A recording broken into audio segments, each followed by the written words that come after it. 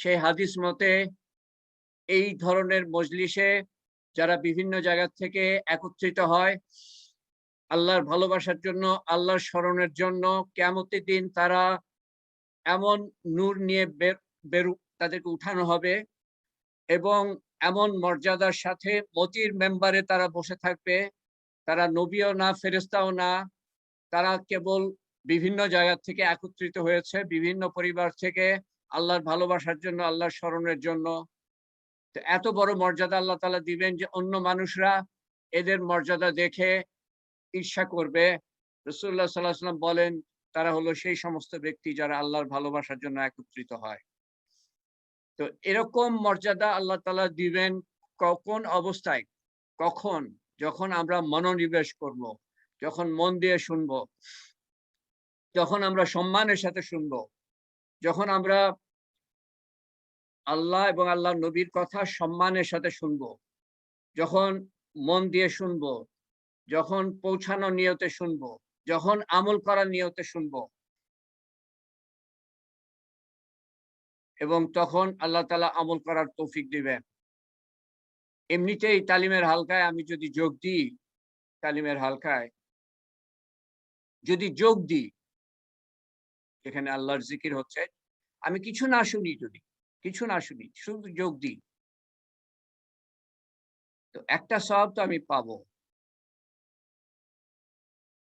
সেটা হলো যে আল্লাহ তাআলা গুনাহ মাফ করে দিবেন। কিন্তু আমি যদি মন দিয়ে এলেম শিক্ষা করি, যত মন দিয়ে এলেম শিক্ষা করব, তত বেশি সওয়াব পাবো। এবং সেই সওয়াবটার কথা যেটা বলা আছে সেটা হলো যে এক অধ্যায় এলেম শিক্ষা করলে যদি আমল করতে নাও পারে, তো ১০০০ রাকাত নফল নামাজ পড়ার থেকে উত্তম। এক অধ্যায় শিখতে ১৫ মিনিট ১০ মিনিট লাগে। আমরা তো ৫০ মিনিট পর্যন্ত থাকি আমরা। আমরা তো এক অধ্যায়ের অনেক বেশি এলেম শিক্ষা করি। তো আমাদেরকে আল্লাহ তাআলা কি দিবেন আল্লাহই জানেন। সেই সওয়াবটা আমরা পাবো তখন যখন এলেম শিক্ষা করব। তার মানে শুনবো মন দিয়ে। সব ধরনের ডিস্টারবেন্স, ডিস্ট্রাকশন যেগুলো আমাদের মনকে এদিক ওদিক নিয়ে যায়, সেগুলো থেকে দূরে রাখবো যখন, তখন এই সওয়াব, এলেম শিক্ষা হবে এবং এই সওয়াব আশা করতে পারি। আমি এমন ব্যক্তিদের দেখেছি টিভি সিরিয়াল দেখতে, যখন সিরিয়াল শুরু হয় তখন তারা কারো সাথে কথা বলে না। কারো সাথে কোনো ডিস্টারবেন্স সহ্য করে না। ধ্যানের সাথে সিরিয়াল দেখতে থাকে। এটা হলো সিরিয়াল, দুনিয়ার জিনিস। আজকে আছে কালকে নাই। এর থেকে আমি কোনো ফায়দা পাবো না। কোনো লাভ পাবো না। না দুনিয়াতে না আখিরাতে। তো সিরিয়ালের প্রতি আমরা এত মনোযোগ দিয়ে থাকি, আল্লাহর কথার প্রতি কিরকম মনোযোগ দিতে হবে? যেটার বদলা আমি দুনিয়াতেও পাবো, আখিরাতেও পাবো। আমার দুনিয়া পাল্টে যাবে। আখিরাতের অনন্ত মঙ্গল নিয়ে আসবে, দুনিয়ার অনন্ত মঙ্গল নিয়ে আসবে, শান্তি নিয়ে আসবে, সফলতা নিয়ে আসবে। সেটার জন্য আমার কেমন মনোযোগ দেওয়া উচিত? আপনারা বিচার বিবেচনা করেন এবং সেই মতো আপনারা শোনেন এবং আমল করার নিয়ত করেন। তো আমরা গতবার যে বলছিলাম শেষের দিকে যেটা, আমি সাধারণত একটু রিপিট করে থাকি যাতে করে আমরা ভুলে যেতে পারি। আবার ট্র্যাকে, আবার লাইনে নিয়ে আসার জন্য। তো ফাতেমা রাদিয়াল্লাহু আনহা একবার রাসূলুল্লাহ সাল্লাল্লাহু আলাইহি ওয়াসাল্লামের কাছে যান। এটা আমি এক আ আ অত্যন্ত শিক্ষিত আলেমের কাছে শুনেছি। উনি যান আ হ্যাঁ, রিজিকের কষ্ট নিয়ে। আ গতবার আরেকটা বলেছিলাম ১ম এ যে উনি যান একটা দাসীর জন্য, দাসী পাওয়ার জন্য। সেটার বদলে রাসূলুল্লাহ সাল্লাল্লাহু আলাইহি ওয়াসাল্লাম বলেন যে, সুবহানাল্লাহ পড়ো, আলহামদুলিল্লাহ পড়ো, আল্লাহু আকবার পড়ো ৩৩ বার, ৩৩ বার, ৩৪ বার করে শুতে যাওয়ার আগে। এবং অন্য হাদিসে আছে যে প্রত্যেক নামাজের পরে এভাবে পড়ার কথা বলা আছে। আর এই শুতে যাওয়ার আগে আ পড়তে বলার কথা বলা আছে। তাতে অর্থ এই হতে পারে যে আল্লাহ তাআলা শক্তি দিবেন রাত্রিবেলায় পড়লে পরে বা প্রত্যেক নামাজের পরে পড়লে পরে ঘরের কাজ করার জন্য। এবং অর্থ এটাও হতে পারে যে তুমি কষ্ট করো। উনি তো বলেন সেই কথাটা যে তুমি আল্লাহর আল্লাহকে ভয় করতে থাকো। আল্লাহর তাকওয়া অর্জন করো। আ এবং আল্লাহর প্রতি দায়িত্ব পালন করো এবং নিজের কাজ নিজে করো। কোন পিতা তার মেয়েকে কিছু চাইলে পরে যে দিবেন না, এটা দেখা যায় না। যদি পিতার পক্ষে সম্ভব হয়।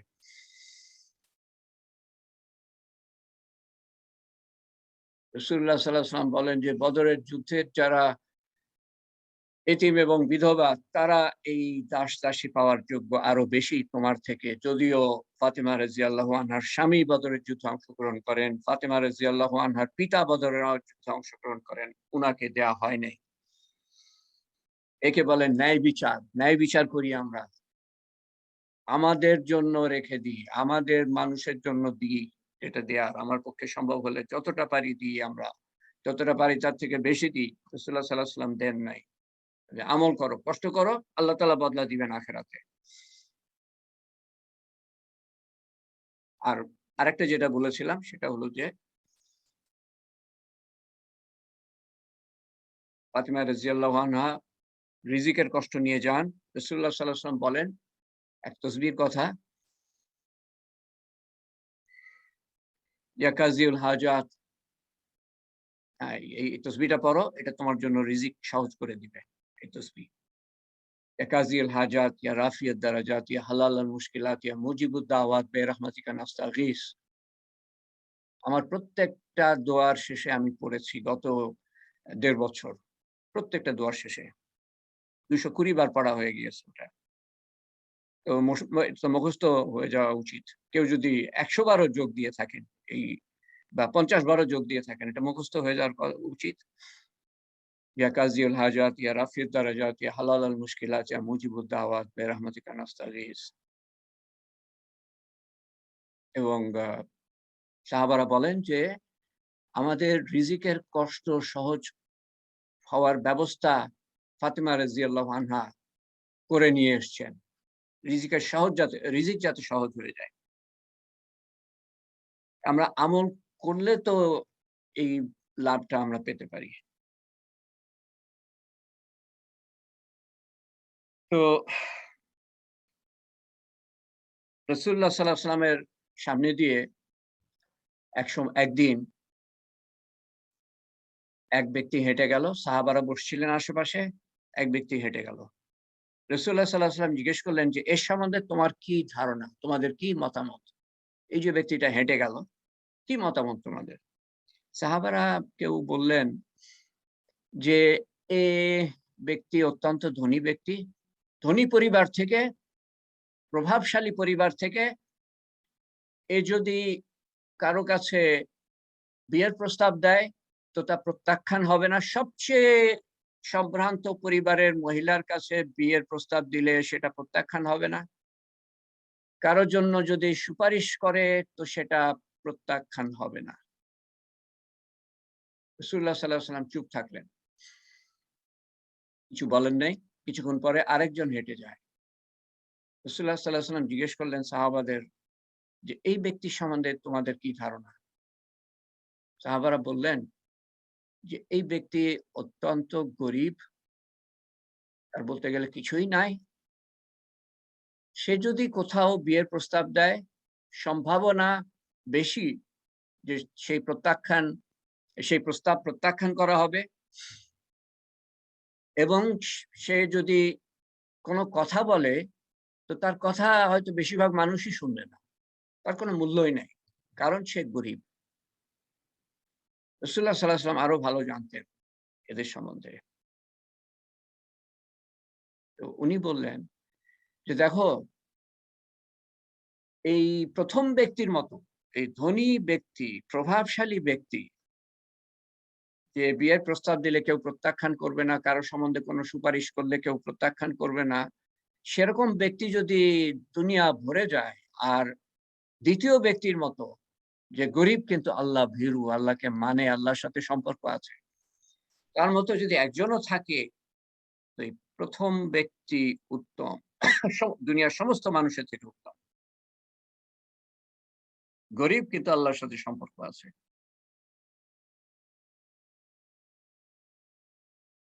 দুনিয়াতে তেমন কিছুই নাই, আল্লাহর সাথে সম্পর্ক আছে। এই সম্পর্ক দুনিয়াতেও কাজে লাগবে, আখিরাতেও কাজে লাগবে।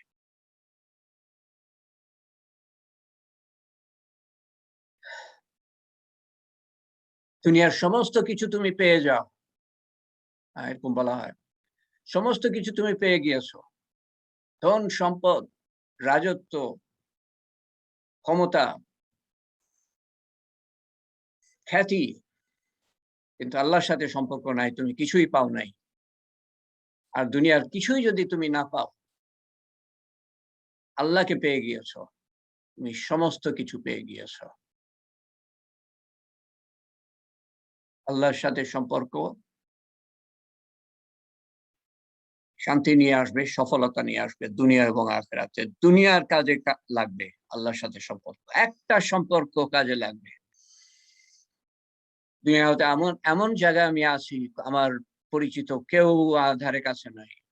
আমি হয়তো হিমালয়ের চূড়ার উপরে বসে আছি। কেউ নাই আমার সাথে। বা মরুভূমির মধ্যে কেউ নাই আমার সাথে, বা সমুদ্রের মধ্যে কেউ নাই আমার সাথে। কেউ সাহায্য করার নাই। বা সমুদ্রের গভীরে কেউ নাই আমাকে সাহায্য করার। আল্লাহ আছেন যেখানে আমি থাকি। ওই চূড়ায় থাকি আর ওই সমুদ্রের গভীরে থাকি, আল্লাহ আছেন। আল্লাহ যেকোনো অবস্থায় যেকোনো জায়গায় সাহায্য করতে পারেন। একটা মুমূর্ষ ব্যক্তি, সে মৃত্যু শয্যায় শুয়ে আছে, তাকে কেউ সাহায্য করতে পারছে না, ডাক্তারও সাহায্য করতে পারছে না। ডাক্তার বলে দিয়েছে যে এর বাঁচার আর কোনো উপায় নাই। আল্লাহর দিকে রাস্তা খোলা আছে তার জন্য। একজন জেলখানার মধ্যে, চারিদিকে তার দেয়াল, ঘরের মধ্যে আটকে রাখা হয়েছে, কেউ সাহায্য করার নাই। আল্লাহর দিকে রাস্তা খোলা আছে। আল্লাহ তাআলার সাথে সম্পর্ক দুনিয়াতেও কাজে লাগবে, যেকোনো পরিস্থিতিতে, যেকোনো অবস্থাতে, যেকোনো দুর্গতির মধ্যে।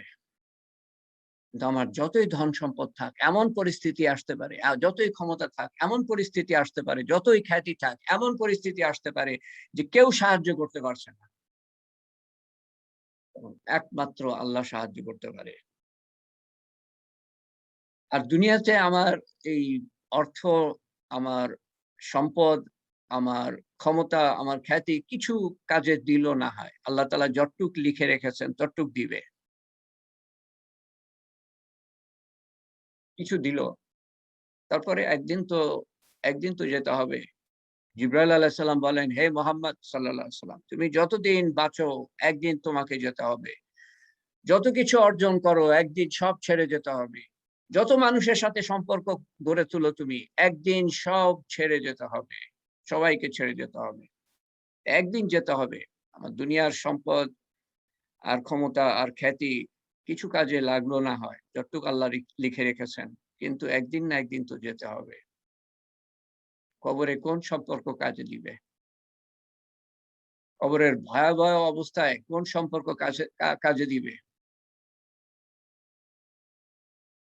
কিয়ামতের দিন ভয়ংকর অবস্থায় কোন সম্পর্ক কাজে দিবে? পুলসিরাত পার হওয়ার সময় ভীত সন্ত্রস্ত অবস্থায় কোন সম্পর্ক কাজে দিবে? দোজখ না বেহেশত, এই দুটোর মধ্যে বেহেশতে প্রবেশ করতে কোন সম্পর্ক কাজে দিবে? আল্লাহর সাথে সম্পর্ক গড়ি, আল্লাহর সাথে সম্পর্ক গড়ি। আল্লাহকে চিনি, জানি, মানি, আল্লাহর হুকুম জানার চেষ্টা করি, নবীর সুন্নত মতো মানার চেষ্টা করি। নবীর সুন্নত মতো না মানলে কোনো আল্লাহকে মানা হবে না। আমি নামাজ পড়ি আমার নিজের খেয়াল খুশি মতো, সেই নামাজ কবুল হবে না। আমি বাথরুমে যাই নবীর সুন্নত মতো, সেটা ইবাদত হবে। আর নামাজ ইবাদত হবে না যদি নবীর সুন্নত মতো না হয়। আল্লাহকে জানার চেষ্টা করি, আল্লাহর হুকুম জানার চেষ্টা করি, নবীর সুন্নত জানার চেষ্টা করি, আমি সফল। আমি কুঁড়ে ঘরে থাকলেও সফল। কোনো অর্থ সম্বল নাই, সফল। কোনো খ্যাতি নাই, আমি সফল। কোনো ক্ষমতা নাই, আমি সফল। আল্লাহর সাথে সম্পর্ক নাই। আমার সমস্ত সম্পদ আছে, আর আর পদবি, ক্ষমতা আছে, আর খ্যাতি আছে, আমি অসফল। যদি আল্লাহর সাথে সম্পর্ক না থাকে, ১৬ আনাই মিছা।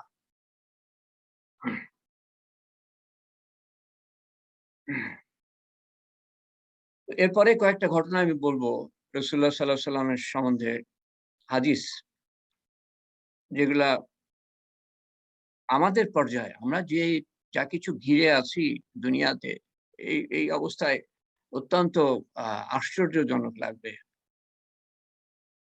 ইসলামকে কিছুটা অন্যভাবে হলেও আমরা দেখব। ইসলামের যে স্পিরিট, ইসলামের যে আসল মাকসাদ, উদ্দেশ্য কি,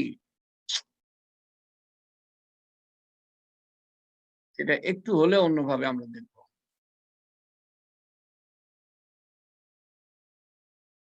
দুনিয়ার বেশিরভাগ মানুষ তো আল্লাহকে চিনে না। যারা আল্লাহকে চিনে বেশিরভাগই আল্লাহর হুকুম মানে না। নামাজ কতজন মুসলমান পড়ে? আর যারা নামাজ পড়ে তারা কতটুকু ইসলাম মানে? নামাজের বাইরে মনে করে যে এটা আমার সময়, আমার আমার জীবন। আমি যা ইচ্ছা যেভাবে করি করব। আমি তো নামাজ পড়েছি। বাকি সময়টা আমার।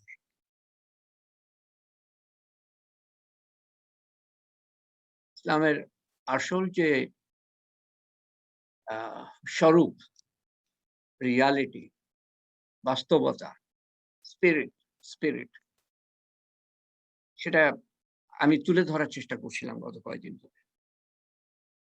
তো আজকে যে বাকি এখন যা বাকি সময় এবং আ আগামী তালিমে যা বলব, কারণ আজকে তো শেষ করতে পারব না।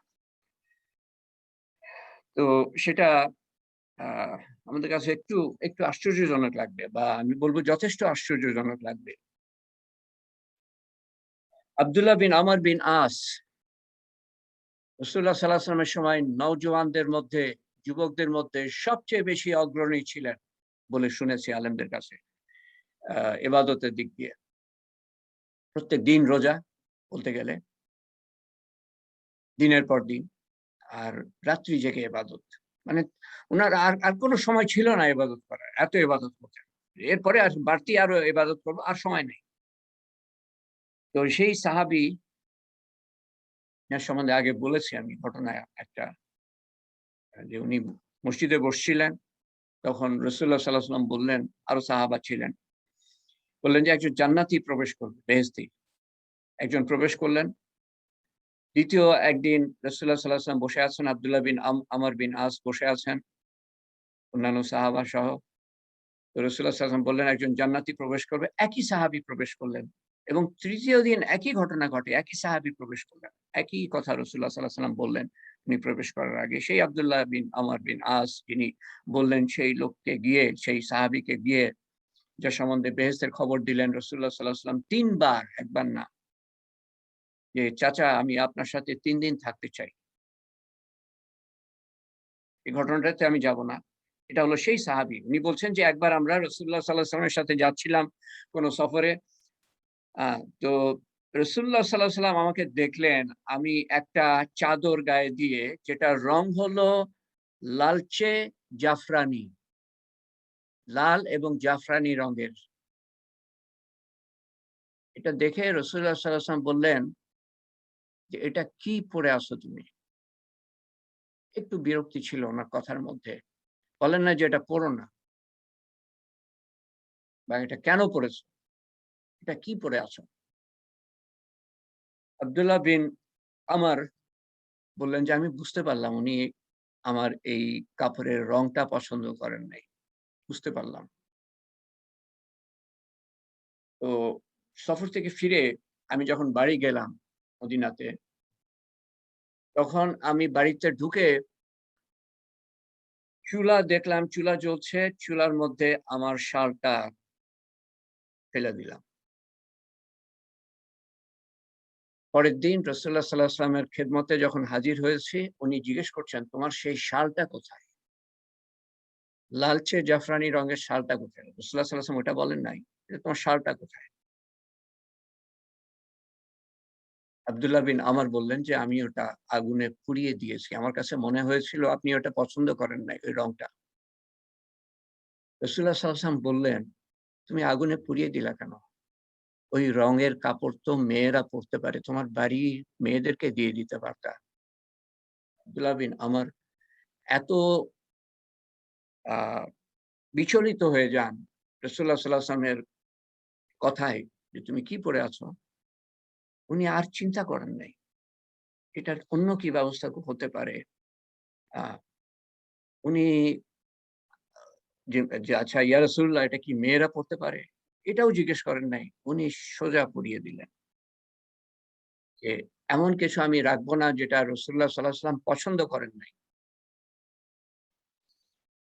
ছোট্ট ঘটনা কিন্তু অনেক কিছু শিখায় আমাদের। উনারা যে রাসূলুল্লাহ সাল্লাল্লাহু আলাইহি ওয়াসাল্লামকে অনুসরণ কি বলছেন সেটা অনুসরণ করছেন সেটাও শুধু না। উনারা অনুসরণ করতেন রাসূলুল্লাহ সাল্লাল্লাহু আলাইহি ওয়াসাল্লামের মানসা বলে, মনের ইচ্ছা। উনি কি চাচ্ছেন সেটা বোঝার চেষ্টা করা। যেটাকে আমি বলছিলাম যে ইসলামের স্পিরিটটা বোঝার চেষ্টা করা এবং সেই মতো আমল করা। উনারা সেই মানসা রাসূলুল্লাহ সাল্লাল্লাহু আলাইহি ওয়াসাল্লাম কি চান, মুখে বলছেন না কিন্তু অন্তরে কি চান সেটা বোঝার চেষ্টা করতেন। আমাদের প্রিয়জন একজন যদি থাকে সে কি চায় না চায় সেটা আমরা বোঝার চেষ্টা করি, সেই মতো করার চেষ্টা করি। প্রিয়জন। সবচেয়ে প্রিয়জন তো হওয়ার কথা আল্লাহর নবী, আল্লাহ এবং আল্লাহর নবী। তাহলে আমরা আল্লাহ এবং আল্লাহর নবীর কাছে সবচেয়ে প্রিয়জন হব। তো রাসূলুল্লাহ সাল্লাল্লাহু আলাইহি ওয়াসাল্লাম আরেকটা ঘটনা, এটা আরো অদ্ভুত। মদিনার রাস্তা দিয়ে যাচ্ছেন, এক জায়গায় দেখেন যে একটা তখনকার দিনের বিল্ডিং তো আমাদের বিল্ডিং এর মতো না। যে এত মজবুত যে এটা ভাঙাই সম্ভব না। ভাঙতে গেলে অনেক সাজ সরঞ্জাম দরকার। অনেক যন্ত্রপাতি, মেশিনারি দরকার। তো সেই ধরনের বিল্ডিং তো না। তো তখনকার দিনের বিল্ডিং যা এবং তারা তো অত ধনীও হয়তো সেই সাহাবী ছিলেন না। তো কেউ বানিয়েছে, রাসূলুল্লাহ সাল্লাল্লাহু আলাইহি ওয়াসাল্লাম দেখলেন এবং গম্বুজ আছে উপরে। রাসূলুল্লাহ সাল্লাল্লাহু আলাইহি ওয়াসাল্লাম জিজ্ঞেস করলেন যে, "এটা কি? এটা কার?" উনি জিজ্ঞেস করেন নাই।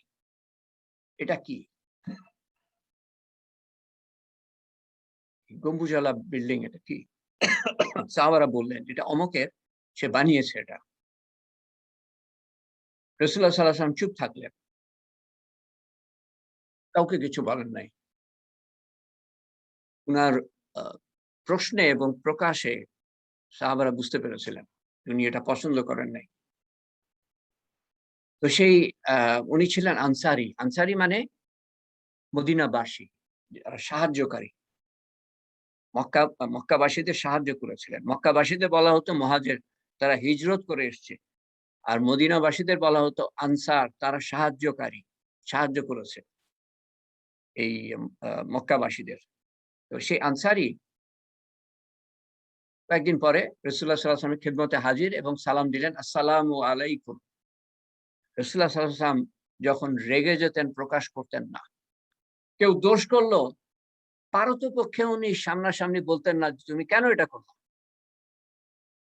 উনি ঘুরিয়ে বলতেন যে, সবাই যখন থাকতো, সেই লোকও আছে, সেই সাহাবীও আছেন। তখন বলতেন যে, "মানুষের কি হলো তারা এমন করে?" যিনি করেছেন উনি বুঝতে পারতেন। এমন বিনয়ী ছিলেন, এমন উনার শালীনতা যে উনি সরাসরিভাবে পারতপক্ষে কাউকে বলতেন না, অন্যায় করলে পরে। সবার মধ্যে বলতেন, অন্যরা বুঝতে পারত না যে রাসূলুল্লাহ সাল্লাল্লাহু আলাইহি ওয়াসাল্লাম এরকম কেন বলছেন। উনি রাগলে পরে রাগ প্রকাশ করতেন না। অনুরোধ করব আপনারা এই কথাটা ভালোমতো শোনেন। বাকি কথা আশা করি শুনেছেন। কিন্তু অবশ্যই ভালোমতো শোনেন। যে রাসূলুল্লাহ সাল্লাল্লাহু আলাইহি ওয়াসাল্লাম রেগে গেলে রাগ প্রকাশ করেছেন এরকম কোথাও পাওয়া যায় না। বড়, বড় আলেমদের কাছে শুনেছি এবং আমি নিজে যা পড়েছি হাদিস থেকে উনি কোথাও যে রাগ প্রকাশ করেছেন সেটা লিপিবদ্ধ করা নাই। আনাস রাদিয়াল্লাহু আনহুর কথা বললাম। গতবার যিনি আ ১০ বছর খেদমতে ছিলেন উনি বলেন যে, "আমি একটা দিন আমার উপরে কোনো বকাঝকা করেন নাই। এমনকি এটা জিজ্ঞেস করেন না যে, এটা কেন করলা বা কেন করো নাই। আমাকে কেউ বকাঝকা করলে বাড়ির উনি বলতেন যে, যেটা কপালে ছিল সেটা হয়েছে। কিছু যদি ভেঙে যেত আ আমার কপালে যেটা কপালে ছিল সেটা হয়েছে। বকাঝকা করে কি করবা?" তো একটা চাকর কিন্তু মনিব সম্বন্ধে সবচেয়ে ভালো জানে। কারণ এমন অবস্থায় মনিবকে দেখে আর দাস তো। দাসের উপর তো যা ইচ্ছা তাই মানুষ করতে পারে। যেরকম ইচ্ছা রাগ ঝাড়তে পারে রাগ ঝা আ ঝাড়তে পারে, ঝাড়তে পারে। তো একজন দাস সবচেয়ে ভালো চেনে। উনি বলেন যে, "একটা দিন আমাকে বকাঝকা করে নাই। এমনকি আমাকে রক্ষা করেছেন অন্য কেউ বাড়ির উনার স্ত্রীরা বকাঝকা করলে।" তো রাসূলুল্লাহ সাল্লাল্লাহু আলাইহি ওয়াসাল্লাম রাগ ঝাড়তেন না। তবে রেগে গেলে চেহারা ফর্সা, রেগে রেগে গেলে উনার যে রগগুলা খাড়া হয়ে যেত। প্রকাশ করতেন না। মুখ ঘুরিয়ে নিতেন। এই সাহাবী এসে আনসারী এসে বললেন, "আসসালামু আলাইকুম।" রাসূলুল্লাহ সাল্লাল্লাহু আলাইহি ওয়াসাল্লাম মুখ ঘুরিয়ে নিলেন। এটা অর্থ যে আমি রেগে গিয়েছি। সাহাবারা জানতেন এটা। তো সেই সাহাবী আবার ওই অন্যদিকে ঘুরে যেখানে মুখ ঘুরিয়েছেন ঐদিকে সামনে গিয়ে আসসালামু আলাইকুম বললেন। রাসূলুল্লাহ সাল্লাল্লাহু আলাইহি ওয়াসাল্লাম আবার মুখ ঘুরিয়ে নিলেন। যেখানে সালামের উত্তর দেয়া হলো আমাদের দায়িত্ব এবং কর্তব্য। কিন্তু এটা ছিল রাসূলুল্লাহ সাল্লাল্লাহু আলাইহি ওয়াসাল্লামের রা রাগ প্রকাশের আ আ মাধ্যম। আনসারী তো বুঝতে পারলেন। আমার উপরে অসন্তুষ্ট কোনো কারণে। তো অন্যান্যদের জিজ্ঞেস করলেন, "আচ্ছা রাসূলুল্লাহ সাল্লাল্লাহু আলাইহি ওয়াসাল্লাম আমার সালামের উত্তর দেন নাই। উনি রেগে আছেন। কি ব্যাপার?" তারা বলল, যারা জানতো যে উনি হেঁটে যাচ্ছিলেন। তোমার বিল্ডিং দেখে জিজ্ঞেস করলেন যে, "এটা কি?" তারপর উনি আর কিছু বলেন নাই। সম্ভবত তোমার বিল্ডিং এর কারণে রাসূলুল্লাহ সাল্লাল্লাহু আলাইহি ওয়াসাল্লাম আ এই অবস্থা আ রাগান্বিত। আনসারী এই কথা শুনে কাউকে কিছু না বলে সে যাই বানিয়েছিল আ পাকা ধরনের তখনকার দিনের পাকা যা আ একটা মানুষ করতে পারত, গড়তে পারত। সেটাকে ভেঙে বিনষ্ট করে দিলেন। মাটির সাথে মিশিয়ে দিলেন। এবং তারপরে রাসূলুল্লাহ সাল্লাল্লাহু আলাইহি ওয়াসাল্লামকে বলেন নাই, কাউকেও বলেন নাই। রাসূলুল্লাহ সাল্লাল্লাহু আলাইহি ওয়াসাল্লাম কিছুদিন পরে আবার ওদিক দিয়ে হেঁটে যাচ্ছেন। তখন উনি সেই জায়গায় গিয়ে বললেন যে, "আচ্ছা ওই যে গম্বুজওয়ালা বিল্ডিংটা ছিল ওটা কোথায়?" সাহাবারা বললেন যে, "আপনি তার উপরে অসন্তুষ্ট হয়েছিলেন, সালামের উত্তর দেন নাই।" সে অ্যা কারণটা বের করে সে বুঝতে পেরেছিল যে এটার কারণে আপনি অসন্তুষ্ট। তো সে বিল্ডিংটা একেবারে বিনষ্ট করে দিয়েছে, ধ্বংস করে দিয়েছে। রাসূলুল্লাহ সাল্লাল্লাহু আলাইহি ওয়াসাল্লাম তখন যেই কথাটা বলেন সেটা যেন দয়া করে মন দিয়ে শুনবেন। রাসূলুল্লাহ সাল্লাল্লাহু আলাইহি ওয়াসাল্লাম বলেন যে, "প্রত্যেকটা নতুন বিল্ডিং স্ট্রাকচার, প্রত্যেকটা নতুন গঠন এই ধরনের গোনার বোঝা, গোনার বোঝা। এটা হলো এক অংশ, উনি যা বলেন, গোনার বোঝা। বাকি অংশটা আমি বলছি। গোনার বোঝা কেন বলেছেন সেটা তো ব্যাখ্যা করা নাই। অর্থ হতে পারে যে এইটা বানাতে গিয়ে তাকে অর্জন করতে হয়েছে। আল্লাহর জিকির করতে পারে নাই হয়তো সেই সময়। মগ্ন ছিল অর্জন করতে এবং এই অর্থটা আরো ভালো উপায়ে আ ব্যবহার করতে পারত। আ তো গোনার বোঝা মালিকের জন্য সেটা বাদ দিয়ে যেই জিনিস, যেই বাড়ি গঠন না করলে যে বিল্ডিং না করা, যেই বিল্ডিং করা জরুরি সেটা বাদ দিয়ে, জরুরি একান্ত প্রয়োজন যেটা, যদি বিল্ডিং করা প্রয়োজন, যেমন যেমন আমরা বলতে পারি বাংলাদেশের মতো জায়গায় যেকোনো সময় সাইক্লোন হতে পারে, যেকোনো জায়গায় হতে পারে, বন্যা আসতে পারে। পাকা বাড়ি হলে বন্যাতে বিনষ্ট হবে না, ঝড়ে বিনষ্ট হবে না। তারপরে তো চোরের ডাকাতের উপদ্রব আছেই। তো পাকা হলে আমরা বাঁচতে পারি, তার মধ্যে মেয়েদের ইজ্জত বাঁচতে পারে, মানুষের লোভ লিপ্সা তো আছেই। তো এটাকে আমরা একান্ত প্রয়োজন হিসাবে খাড়া করতে পারি। কিন্তু আমরা যেই সৌন্দর্য দিয়ে, সৌন্দর্যমণ্ডিত করে, যেই খরচ করে, যেই এক মানে কি বলবো আমি, বিদেশি টাইল দিয়ে এবং নানান রঙের রঞ্জিত করে যেভাবে আমরা বানাই, সেটা আমরা কিয়ামতের দিন হিসাব দিয়ে পার পেতে পারবো কিনা আমার সন্দেহ, বড় সন্দেহ। এই অপচয় আমরা করি বিল্ডিং এর পিছনে।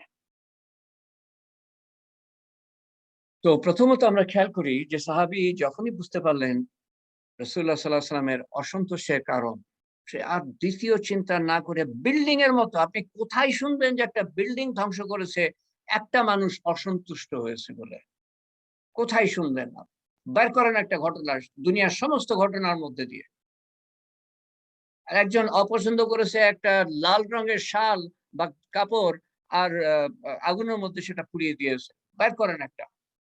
আল্লাহর নবীকে কিভাবে মানতেন তারা? কি জন্য আমরা ইনাদের নাম নিলে রাদিয়াল্লাহু আনহু বলি? যে আল্লাহ যেন তাদের উপরে রাজি থাকেন, সন্তুষ্ট থাকেন। হযরত বলি ইনাদেরকে আমরা। কি জন্য? যেখানে বড়, বড় বিশ্ববিজেতা আর হাজার, হাজার রাজা বাদশা চলে গিয়েছে, কারো নামের পিছনে আমরা হযরত বলি না, আর রাদিয়াল্লাহু আনহু বলি না। সম্মান কোথায় রেখেছেন আল্লাহ তাআলা? যেকোনো সাহাবীর বেলায় আমরা বলি রাদিয়াল্লাহু আনহু আর হযরত প্রথমে মানে জনাব, জনাব সম্মানসূচক। কি জন্য? কোন মানুষ নবীদের পরে এই সাহাবাদের জায়গায় যেতে পারবে না।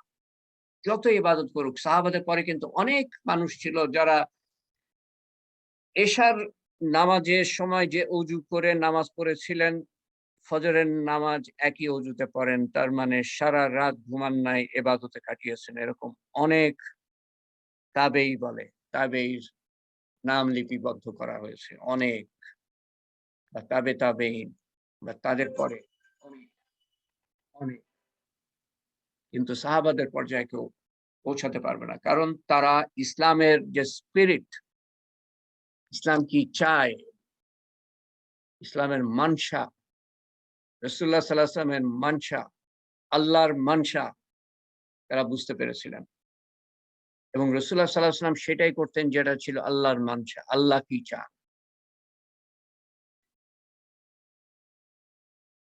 এবং রাসূলুল্লাহ সাল্লাল্লাহু আলাইহি ওয়াসাল্লামের বিশেষ, বিশেষ বিতৃষ্ণা ছিল কেউ যদি টাকা ব্যয় করত বিল্ডিং করার ব্যাপারে। অবশ্য মানে মদিনায় বা মক্কায় এরকম যে সাইক্লোন হয় সবসময় সেই অবস্থা নাই, বা ঝড়-ঝাপটা হোক বা বন্যা সেভাবে হয় সেরকম হয় না। আ বা তখনকার দিনে সেরকম চুরি ডাকাতি হতো, সেরকম হতো না। তো আমরা এসব কারণে বিল্ডিং করি, করি। আমাকে ভুল বুঝবেন না। আমি এটাও বলি নাই যে আপনারা না খেয়ে থাকবেন দিনের পর দিন। রাসূলুল্লাহ সাল্লাল্লাহু আলাইহি ওয়াসাল্লাম কি করেছিলেন এবং দুনিয়াকে কত দূরে রেখেছিলেন আ সেটাই আমি আ তুলে ধরেছি। এই দূরে রাখার ব্যাপারে একটা ঘটনা মনে পড়ল যে রাসূলুল্লাহ সাল্লাল্লাহু আলাইহি ওয়াসাল্লাম একসময় নামাজে আ নামাজে একটা ভঙ্গি করছিলেন, ভঙ্গিমা। কিছু উনি ঠেলে দিচ্ছেন যেন। সাহাবারা পরে জিজ্ঞেস করলেন যে, "আপনি নামাজের মধ্যে মনে হচ্ছিল কিছু ঠেলে দিচ্ছেন, সরিয়ে দিচ্ছেন। কি, কি ব্যাপার?" উনি বললেন যে দুনিয়া আমার সামনে সুন্দর রূপে হাজির হয়েছিল, আমি দুনিয়াকে সরিয়ে দেওয়ার চেষ্টা করছিলাম। দুনিয়া আমাদের সামনে সব সময় সুন্দর রূপে হাজির হয় আমাদের ঘরে ঘরে, ঘরে ঘরে।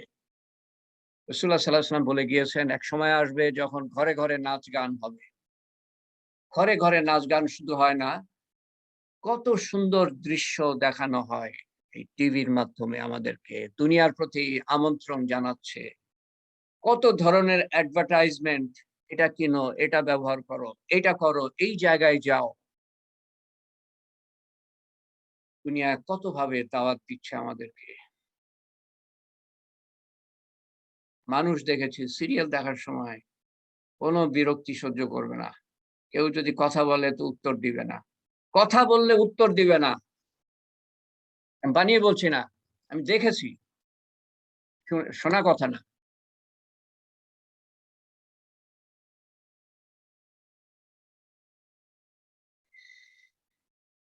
তো উনার বিতৃষ্ণা ছিল যে মানুষ বিল্ডিং এর উপরে খরচ করবে আ এবং অপচয় করবে। আমাদের বেলায় সেটা হবে যে আচ্ছা ঠিক আছে, আমাদের ঝড়-ঝাপটা হয় আর বন্যা হয় আর চোর ডাকাত তো আছেই। আ আ তারপরে আ মেয়েদের মেয়েদের ইজ্জত হানি করার আ ভয় তো আছেই। আমরা বিল্ডিং করি। কিন্তু যে অপচয় আমরা করি একেকজন, আল্লাহরে! আল্লাহরে! কোন এক শহরে গিয়েছিলাম। ভারতের একটা শহর। একেকটা বিল্ডিং একেক রঙের। অত্যন্ত উজ্জ্বল রঙের। দামি পেইন্ট। ভিতরে কি হবে আল্লাহই জানে। একেকটা বিল্ডিং একেক রঙের। তো কারণ উনি মনে করতেন যে এই পয়সাটা যেটা আমরা অপচয় করছি, বিল্ডিং করি কিন্তু অপচয় করছি। বাড়তি খরচ করছি। প্রয়োজনের বাইরে। সেটা আখিরাতের কামাইয়ের জন্য বা মানুষের সাহায্যের জন্য আমরা ব্যবহার করতে পারতাম। সেই হিসাবে উনি এটা অপচয় মনে করতেন এবং উনার বিতৃষ্ণা ছিল।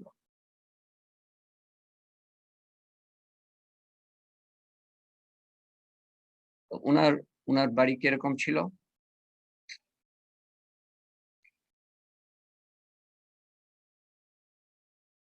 উপরে খেজুরের ছাউনি, খেজুরের পাতা দিয়ে ছাদ। টিনও না, খড়ও না। খেজুরের পাতা দিয়ে ছাদ। মানে হয়তো খড় ছিল না, খেজুরের পাতা দিতেন। মাটির দেয়াল না, মাটির দেয়াল না, মাটির দেয়াল না। গ্রামের সবচেয়ে গরিবের বাড়িও মাটির দেয়াল দিয়ে। উপরে হয়তো টিন, হয়তো খড়। খেজুরের ছাউনি, ছিল ছাদ, দেয়াল ছিল মাদুরের, মাদুর। মাদুরের উপর আমরা বসে থাকি, বিকালে গল্প করি গ্রামে গঞ্জে। শহরে তো চেয়ার, শহরের কথা বলছি না। মাদুর দিয়ে দেয়াল। ঘরটাকে আ প্রাইভেসি যাকে বলে, আ একান্ত গোপনীয় করার জন্য মাদুরের দেয়াল। এবং সাইজ, সাইজ আমি জানতাম আসলে এক হিসাবে। অনেকদিন ধরে জানতাম। কিন্তু আমি সেদিন চিন্তা করলাম যে আচ্ছা, যেটা আমি পড়েছি সেটা হলো আ ৫ ফুট, ৫.৫ ফুট। ৫.৫ ফুট একদিকে, আরেকদিকে ৬.৫ ফুট। প্রত্যেকটা স্ত্রীর ঘর এরকম। ৫.৫ ফুট, ৬.৫ ফুট। আর বর্ণনা যেটা আমি জানতাম বহুত দিন ধরে, এটা তো পড়লাম সেদিন পড়লাম এই সাইজটা। বর্ণনা জানতাম, আয়েশা রাদিয়াল্লাহু আনহা বলেন, যেটা আপনাদের বলেছি, আবার স্মরণ করাই যে আয়েশা রাদিয়াল্লাহু আনহা বলেন যে, "আমি রাত্রে যদি শুয়ে থাকতাম, রাসূলুল্লাহ সাল্লাল্লাহু আলাইহি ওয়াসাল্লাম তাহাজ্জুদের নামাজে উঠতেন।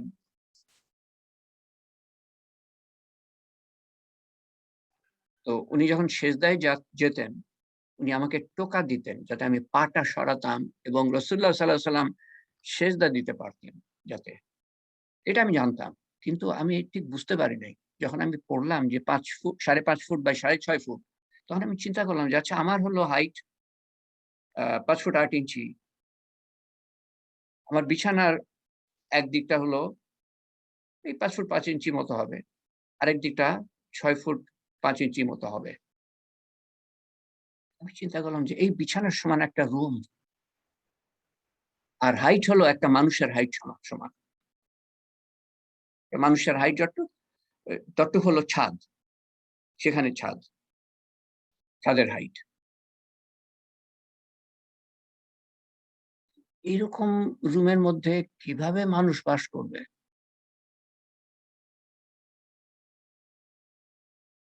আমার সবচেয়ে ছোট রুমের ৪ ভাগের ১ ভাগ। সবচেয়ে ছোট রুমটা আমার ১০ ফুট বাই ১১ ফুট। এরকম কিছু হবে। এটাকে যদি ৪ ভাগ করা হয়, তাহলে কিন্তু ওই প্রায় ৫.৫ ফুট বাই ৬.৫ ফুট মতো হবে। কাছাকাছি। আমি এই যে পরশুদিন আমার ভিতরটা কেঁপে উঠল।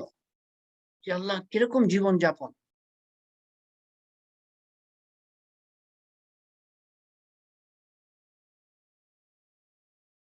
তোমার ঘর ৫ ফুট ৫.৫ ফুট বা ৬.৫ ফুট হোক, এটা উনি বলেন নাই, কখনোই বলেন নাই। কোন হাদিসেই পাওয়া যাবে না। এর থেকে যে অর্থটা বুঝতে হবে আমাদেরকে, সেটা হলো যে দুনিয়া থেকে যতটা আমরা বেঁচে থাকতে পারি, অত্যন্ত প্রলুব্ধকর, অত্যন্ত আকর্ষণীয়, অত্যন্ত ঝলমলে এবং অত্যন্ত আমাদের মনকে ক্যাপচার করতে পারে, আকর্ষণ করতে পারে। তার থেকে বেঁচে থাকো। তো এই অংশটা যেহেতু আমি পড়ছি, আবার এখানে ফিরে আসবো। এই অংশটা আমি একটু বলে শেষ করি। একবার রাসূলুল্লাহ সাল্লাল্লাহু আলাইহি ওয়াসাল্লাম আ কত সময় তো কতভাবে আমরা ব্যয় করি। এটা আল্লাহ এবং আল্লাহর নবীর কথা শুনে একটু বাড়তি সময় কাটালামই না হয়।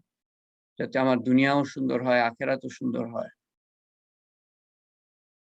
রাসূলুল্লাহ সাল্লাল্লাহু আলাইহি ওয়াসাল্লাম সফর থেকে ফিরে এসে উনার এক স্ত্রী উম্মে সালামা এর ঘরটা দেখলেন যে আগে যা ছিল তা নাই। উনি কাঁচা ইট মানে হলো যে ইট যেভাবে তৈরি করে তারপরে ইটটাকে করে কি মাটি দিয়ে তৈরি করে ওই একটা মানে ইয়ের মধ্যে ছাঁকনি মানে একটা শেপের মধ্যে ওটা দিয়ে ওটা শেপটা তৈরি করে, ইটের শেপটা। তারপরে ওটাকে আগুনে একদম ঝলসানো হয়। আ একটা বিশেষ পদ্ধতি আছে। কেউ আরো ভালো জানতে পারেন আমার থেকে। তো ওই ঝলসালে পরে তখন ওই মাটির মাটির ইটটা তখন সেই রূপ ধারণ করে যে সেই ইট হয়তো ৭০-৮০ বছর টিকতে পারবে বিল্ডিং এর মধ্যে দিলে পরে সিমেন্টের সাথে। হ্যাঁ? ৭০-৮০ বছর হয়তো বা ১০০ বছর আরো ভালো ইট হলে। কিন্তু একদিন না একদিন তো ক্ষয় হবে। তো এই উম্মে সালামা কাঁচা ইটের শেপ ঠিক আছে কিন্তু ওটা রোদে ইয়ে করা, পুরানো রোদে, আগুনে না। সেটা দিয়ে উনি উনার দেয়ালগুলা বানিয়েছেন। রাসূলুল্লাহ সাল্লাল্লাহু আলাইহি ওয়াসাল্লাম দেখলেন, দেখে বললেন যে, "তুমি এটা কেন করেছ?" হ্যাঁ, রাগারাগি না, বকাঝকা না, মারধর না। আমরা যেটা অপছন্দ করি স্ত্রীদের উপরে একেবারে শুরু করে দিই। মারধর করতে না পারি যদি শিক্ষিত হয় বা আ ধনী পরিবারের মেয়ে হয়, তখন তো আর মারধর করা যাবে না। বা শিক্ষিত হলে তো মারধর করা যাবে না। বা আমিও যে ভালো মানুষ হই তো মারধর করা যাবে না। তখন বকাঝকা তো আমি করি। বকাঝকা না। তুমি এটা কেন করেছ?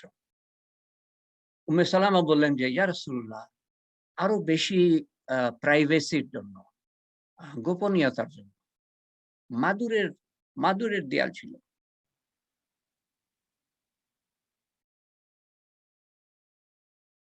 পাকা ইট না। রাসূলুল্লাহ সাল্লাল্লাহু আলাইহি ওয়াসাল্লাম বললেন যে টাকা পয়সার সবচেয়ে বড় অপচয় হলো দালান কোঠা নির্মাণ করা।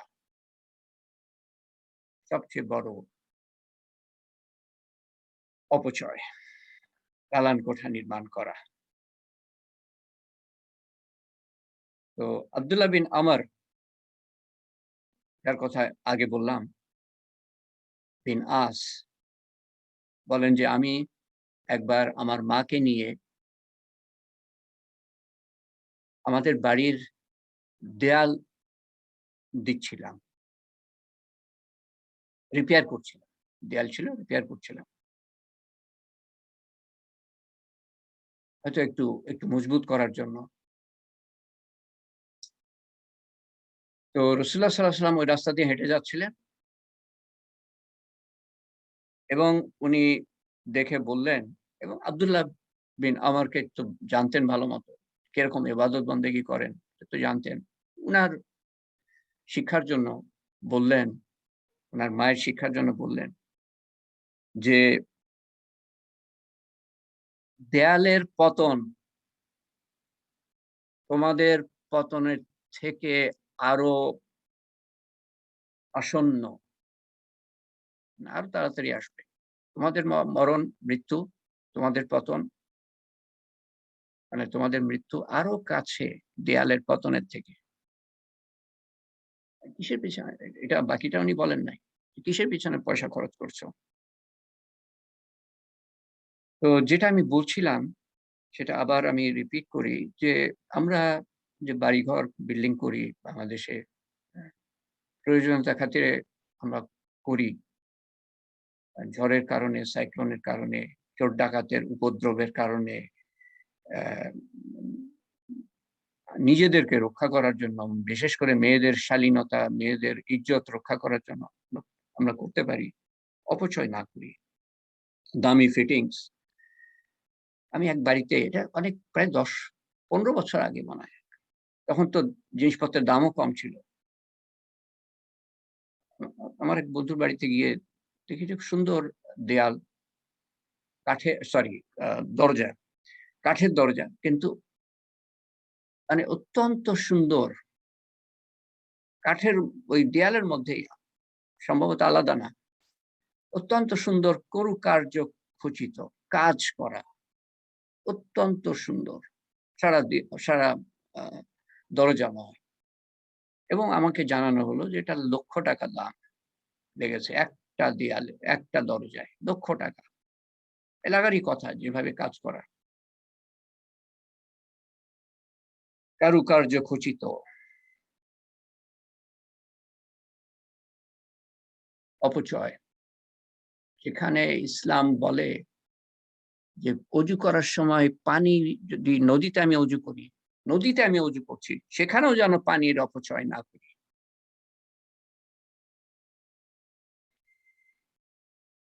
তো কারুকার্য খচিত, এই এইটার উপরে সামনের হাদিসটা কারুকার্য খচিত। আমি এইজন্য এই পর্যন্ত আমি যেতে চাচ্ছিলাম। তো আমরা আ দোয়ার পর্যায়ে, কিন্তু তার আগে দুটো অ্যানাউন্সমেন্ট। খাওয়ার দোয়া পোস্ট করেছি। তার মধ্যে একটা দোয়া ছিল যেটা খাওয়ার পরে পড়লে পরে হিসাব দিতে হবে না। হিসাব দিতে হবে না। কিয়ামতের দিন কোরআন শরীফে বলা আছে। কালকে আমি দেখছিলাম একটা আয়াত যে প্রত্যেকটা পুঙ্খ না পুঙ্খ রূপে প্রত্যেকটা জিনিসের হিসাব নেওয়া হবে। খুঁটিনাটি একটা দোয়া। এটা অবশ্যই আপনারা মুখস্থ করে নিবেন। ওই দোয়াটার যে শর্ট ভার্সন, ছোট আকার, সেটা আমি পোস্ট করেছি। আলহামদুলিল্লাহিল্লাযী হুয়া আশবানা ওয়া আরওয়ানা ওয়া আনআমা আলাইনা ওয়া আফজাল। এটা হলো পুরা ভার্সন। আমি শর্ট করে, সেটাও বইয়ের মধ্যে পেয়েছি আমি। শর্ট যে ভার্সনটা, সেটা আমি পোস্ট করেছি। এটা অবশ্যই মুখস্থ করে নিবেন। আপনি দেখে যদি ১৫ দিন পড়েন তো মুখস্থ হয়ে যাবে। দেখে। ওখান থেকে দেখে যদি ১৫ দিন পড়েন।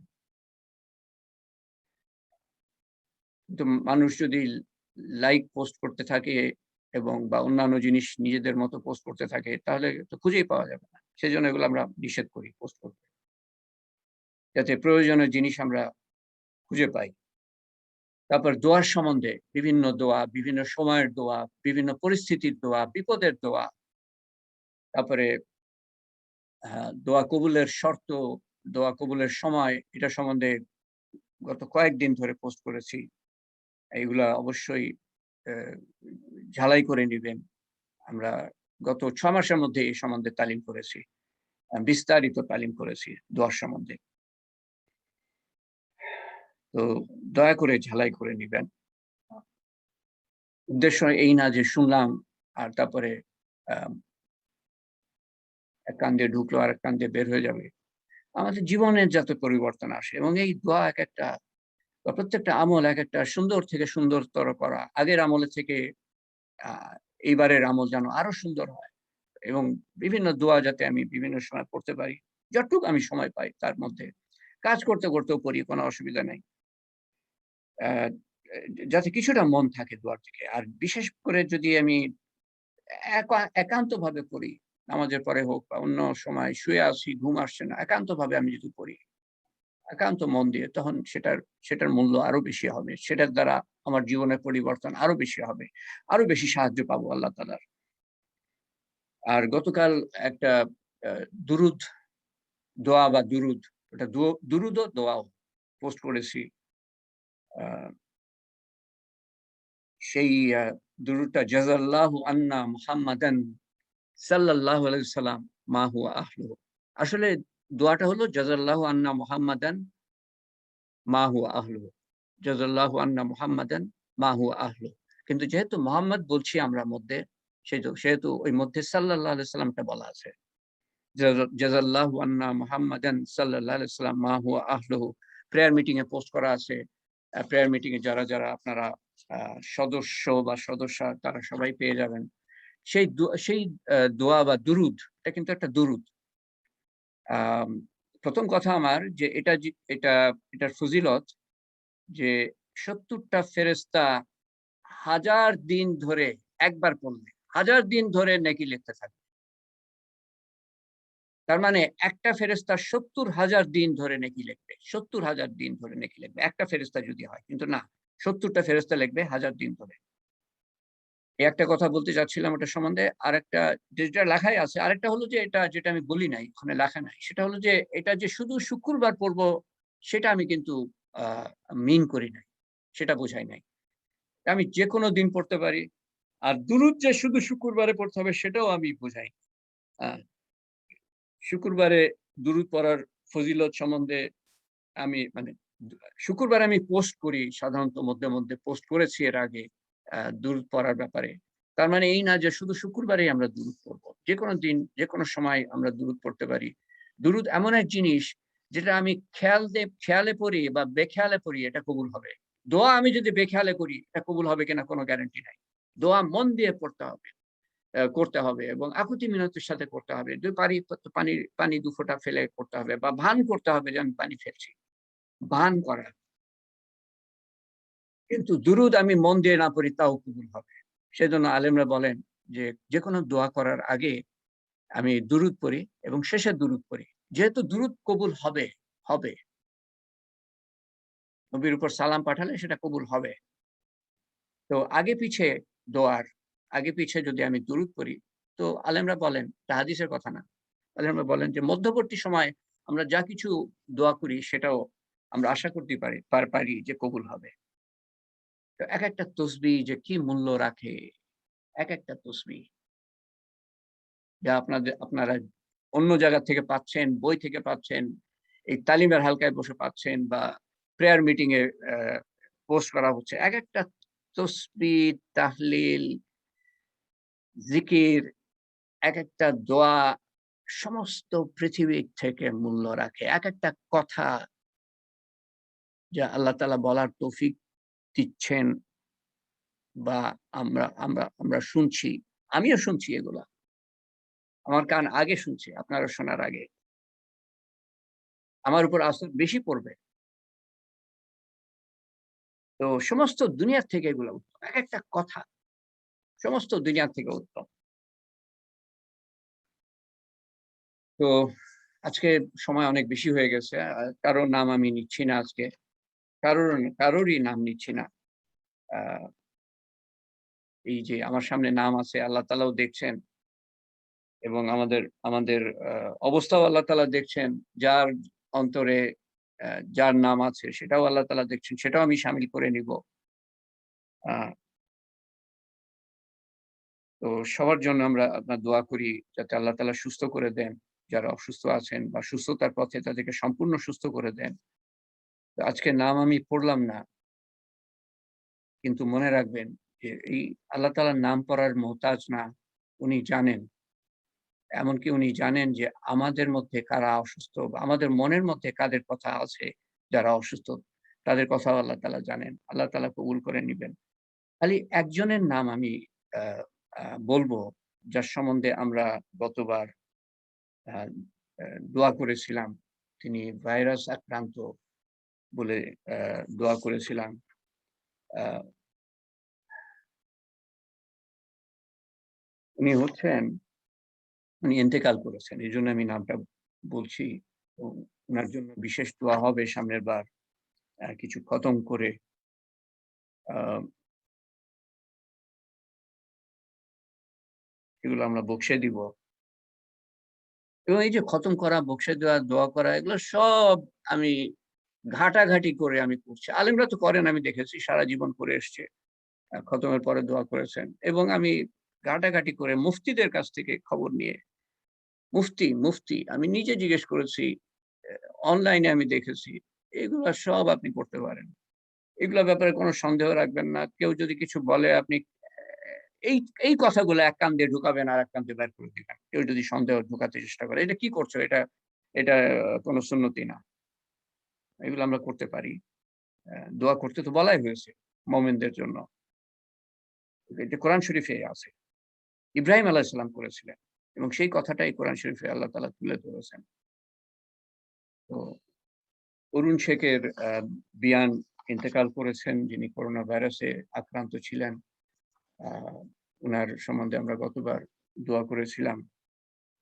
উনার সম্বন্ধে আজকেও দোয়া করব এবং যে খতম আ করা হবে আ সেটা সহ সামনের বারও করব আমরা। এবং আপনারাও যে যা পারেন নিজের আত্মীয়স্বজনের জন্য, প্রিয়জনের জন্য যা কিছু করতে পারেন সেটা সহ আমরা ইনশাআল্লাহ আ দোয়া করব।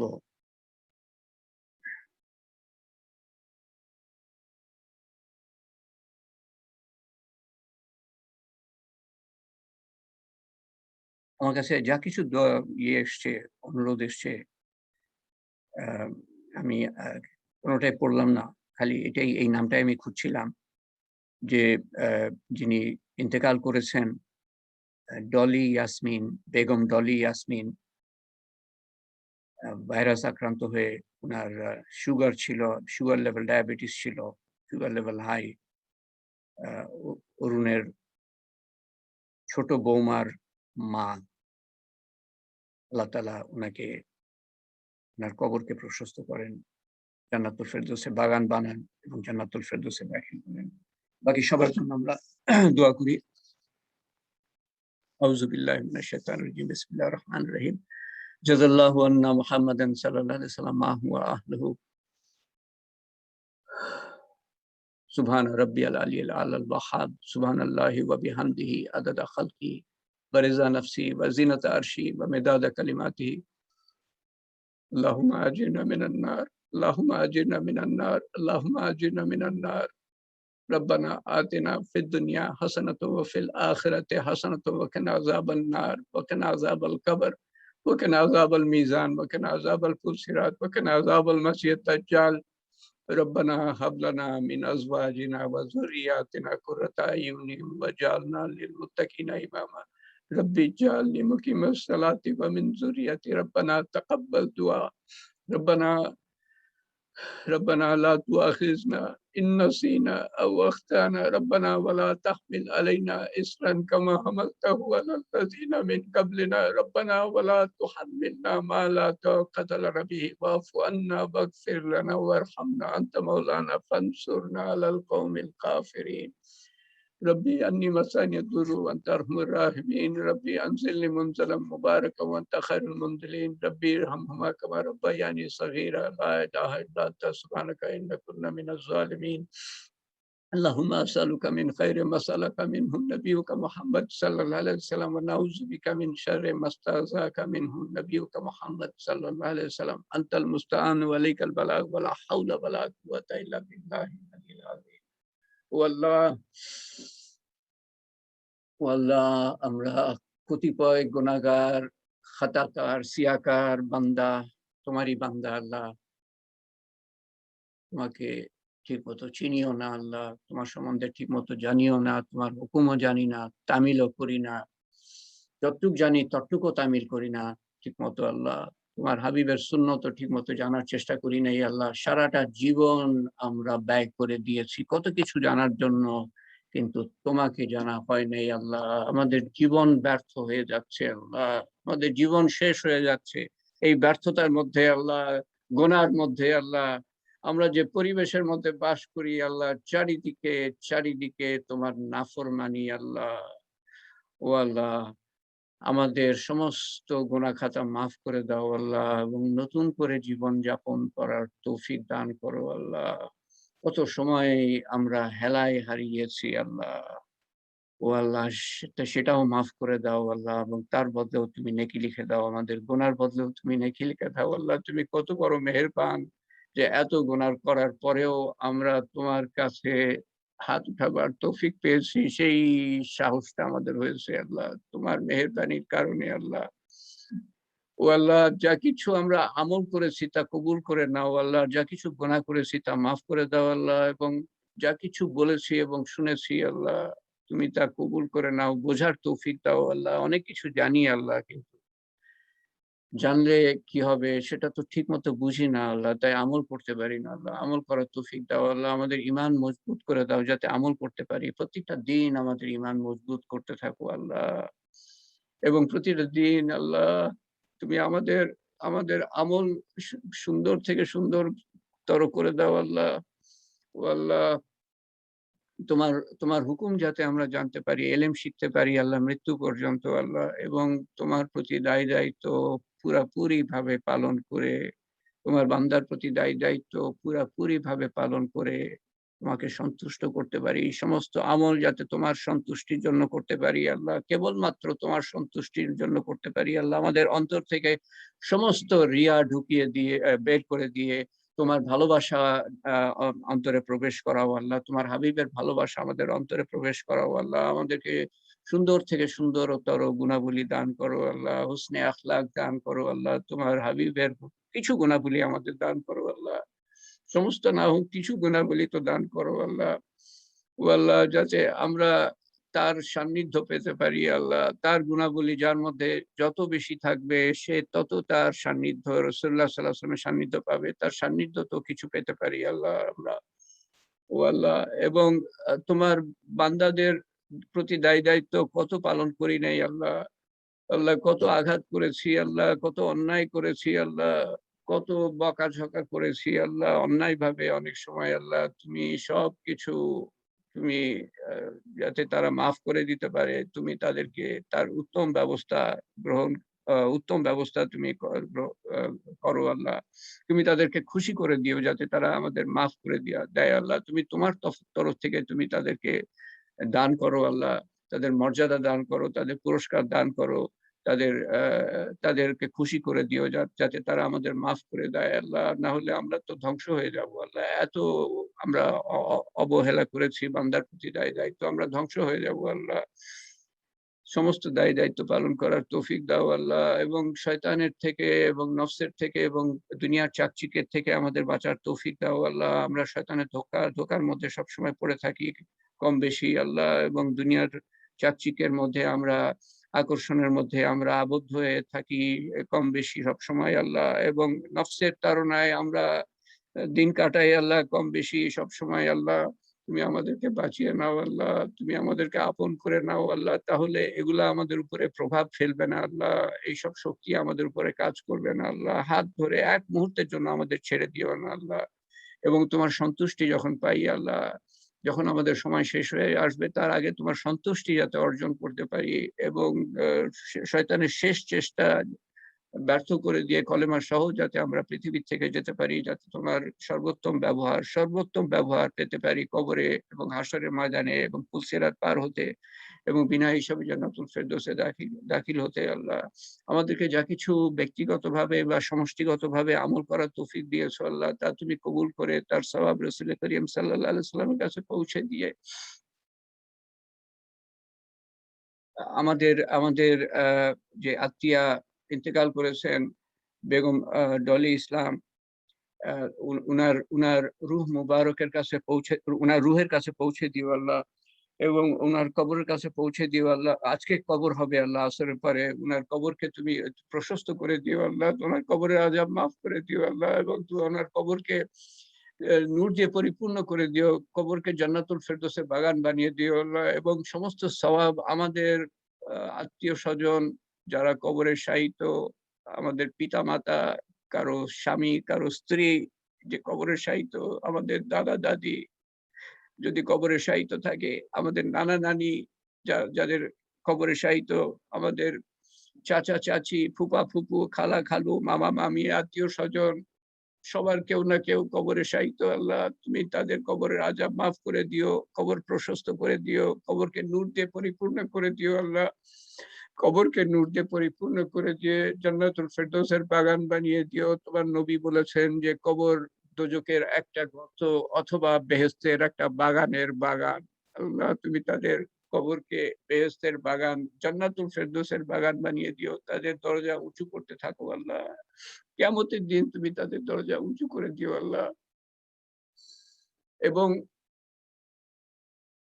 তাদের আরশের নিচে ছায়া দিও, একমাত্র ছায়া তোমার, তোমার আরশের ছায়া আল্লাহ। ভয়ঙ্কর দিনে আল্লাহ, অত্যন্ত কঠিন দিনে মানুষ বুঝতে পারে না আল্লাহ, তাই তারা তারা বিস্মৃত আল্লাহ, আখিরাত সম্বন্ধে বিস্মৃত আল্লাহ, তোমার তোমার সম্বন্ধে বিস্মৃত, তোমার শাস্তি সম্বন্ধে বিস্মৃত, তোমার পুরস্কার সম্বন্ধে বিস্মৃত আল্লাহ। মানুষ ভোলা আল্লাহ, দুনিয়া নিয়ে, এই খেলনা নিয়ে তারা মত্ত আল্লাহ, শয়তানের ধোঁকা, শয়তান তাদেরকে মার্বেলের মতো খেলছে, বা তাদেরকে নিয়ে মার্বেলের মতো খেলছে আল্লাহ, দুনিয়ার চাকচিক্য তাদেরকে আকর্ষণ করে ধ্বংস করে দিচ্ছে, আমাদেরকে আকর্ষণ করে ধ্বংস করে দিচ্ছে আল্লাহ, তুমি আমাদের রক্ষা করো আল্লাহ, আমাদের তাদেরকে তাদের ভয়ঙ্কর দিনে তুমি আরশের নিচে ছায়া দিও আল্লাহ, তাদের আমলনামা ডান হাতে দিও, বিদ্যুতের গতিতে পুলসিরাত পার হওয়ার তৌফিক দিও, এবং বিনা হিসাবে জান্নাতুল ফেরদৌসে দাখিল করে দিও আল্লাহ। তারা যে চলে গিয়েছে তাদেরকে আমরা তাদেরকে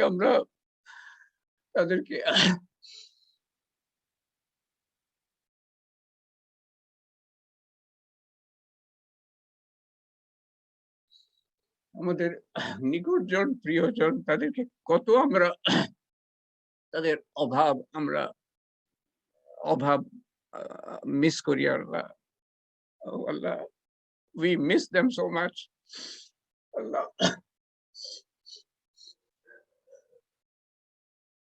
তারা আমাদের মাঝে নাই আল্লাহ, তোমার কাছে গিয়েছে আল্লাহ, তুমি আমাদের থেকে উত্তম, তুমি আমাদের থেকে উত্তম কেয়ারটেকার আল্লাহ, প্রতিপালক, দুনিয়াতেও, কবরেও, হাসরের ময়দানেও, পুলসিরাত পার হতেও আল্লাহ, বেহেশতে দাখিল করতেও তুমি উত্তম ব্যবস্থাপক।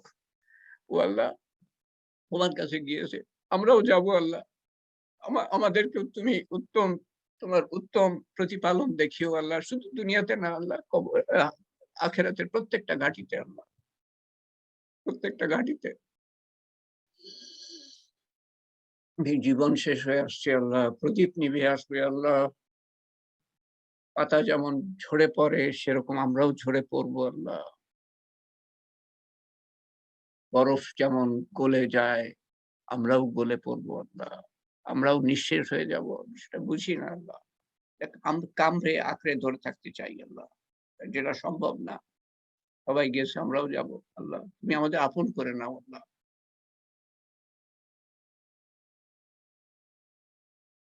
আমরা বিভিন্ন নেক হাজতে হাত উঠিয়েছি আল্লাহ, তুমি অন্তর্যামী, তুমি জানো কে কি চায়, কার মনের মধ্যে কি চাওয়া পাওয়া আছে, তুমি তা পূরণ করতে পারো। কার কাছে আমরা হাত উঠাবো তুমি ছাড়া? কে আমাদের চাওয়া পাওয়া পূরণ করতে পারে, আমাদের আশা পূরণ করতে পারে তুমি ছাড়া? আমরা বিভিন্ন বিপদ আপদে নিমজ্জিত, কে আমাদেরকে বিপদ থেকে উদ্ধার করতে পারে তুমি ছাড়া? এই ক্ষমতাশালী আছে তুমি ছাড়া? কোনো ক্ষমতাই নাই পৃথিবীতে যা আমরা দেখি। সব তোমার দেয়া ক্ষমতা। আমরা বুঝি না আল্লাহ। আমরা মনে করি ওই জিনিসের ক্ষমতা, আগুনের ক্ষমতা, পানির ক্ষমতা, মাটির ক্ষমতা, বাতাসের ক্ষমতা, সব ক্ষমতা তোমার দেয়া আল্লাহ। তুমি আমাদের চাওয়া পাওয়া পূরণ করতে পারো, আমাদের বিপদ আপদ দূর করতে পারো মুহূর্তের মধ্যে, চোখের পলকের মধ্যে আল্লাহ। তোমার কাছে হাত উঠিয়েছি আল্লাহ। আমাদের হাত খালি ফিরিয়ে দিও না, আমাদের ঝুলি ভরে দিও আল্লাহ। তুমিই পারো আল্লাহ। আমরা বিভিন্ন অসুখ বিসুখের কারণে হাত উঠিয়েছি। এই বিপদ আপদ অসুখ বিসুখ আমাদের হোক বা আমাদের সন্তান সন্ততির, সবাইকে সুস্থতা দান করো, সবাইকে সুন্দর জীবন যাপন করার তৌফিক দান করো। আল্লাহুম্মা আসআলুকাল আফিয়া, হায়াতুন তাইয়্যিবা দান করো আল্লাহ। এবং এই বিপদ আপদ এবং অসুখ বিসুখ আমাদের আত্মীয় স্বজনের হোক, আমাদের বন্ধু বান্ধবের হোক, আমাদের পাড়া প্রতিবেশীর হোক, আমাদের দেশবাসীর হোক, আমাদের বিশ্ববাসীর হোক, তুমি দূর করতে পারো আল্লাহ। সমস্ত মুসলমানকে মাফ করো আল্লাহ এবং সমস্ত মানুষকে হেদায়েত করো আল্লাহ। তোমার কাছে মাফ চাওয়ার তৌফিক দাও আল্লাহ। রহমত করো, মাগফিরাত করো আল্লাহ।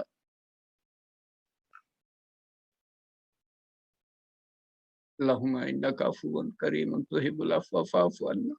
ربنا ظلمنا أنفسنا وإن لم تغفر لنا وترحمنا لنكونن من الخاسرين. ربنا لا تزغ قلوبنا بعد إذ هديتنا وهب لنا من لدنك رحمة إنك أنت الوهاب.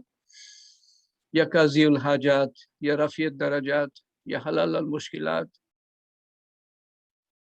हे मुश्किल मुश्किल आसान करी अल्लाह, या हलाल मुश्किलात, या मुजिब दावत, हे दुआ कबूल करी, हे रहमतिका नस्तागीस।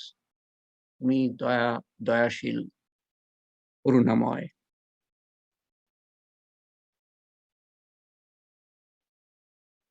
या अव्वल अव्वलीन, या आखिर आखिरीन, या अकरम अकरमीन, या अरहम राहिमीन, या राहिम मसाकीन, या ज़िल कुव्वतिल मतीन। रब्बना तक़ब्बल मिन्नी इन्नका अंतस समीउल अलीम। रब्बना तक़ब्बल मिन्ना इन्नका अंतस समीउल अलीम। रब्बना तक़ब्बल मिन्ना इन्नका अंतस समीउल अलीम। আল্লাহ তুমি আমাদের দোয়া কবুল করো আল্লাহ। برحمتك ربنا تقبل منا انك انت السميع العليم وتب علينا انك انت التواب الرحيم. سبحان ربك رب العزة عما يصفون وسلام على المرسلين والحمد لله رب العالمين وحمد لا اله الا الله رسول الله صلى الله عليه وسلم. আমিন ইয়া রাব্বিল আলামিন, আমিন ইয়া রাব্বিল আলামিন। ইনশাআল্লাহ পরের তালিম হবে, একটু খেয়াল রাখেন, সামনের মঙ্গলবারে না, সোমবারে, সামনের সোমবারে পরের তালিম, তারপরে সোম, বুধ এবং শুক্র, এই 3 দিন ধরে, এই 3 দিন তালিম হবে এরপর থেকে ইনশাআল্লাহ। তো আমরা খেয়াল রাখি, একে অপরকে দাওয়াত দিই, আল্লাহ তাআলা তৌফিক দিবেন ইনশাআল্লাহ দাওয়াত দিলে পরে, এবং তারা যে যোগ দিবে সেই সওয়াবটাও পাবো। একে অপরের জন্য দোয়া করি, ফেরেশতাদের দোয়া পাবো আমরা ইনশাআল্লাহ। আসসালামু আলাইকুম ওয়া রাহমাতুল্লাহি ওয়া বারাকাতুহু।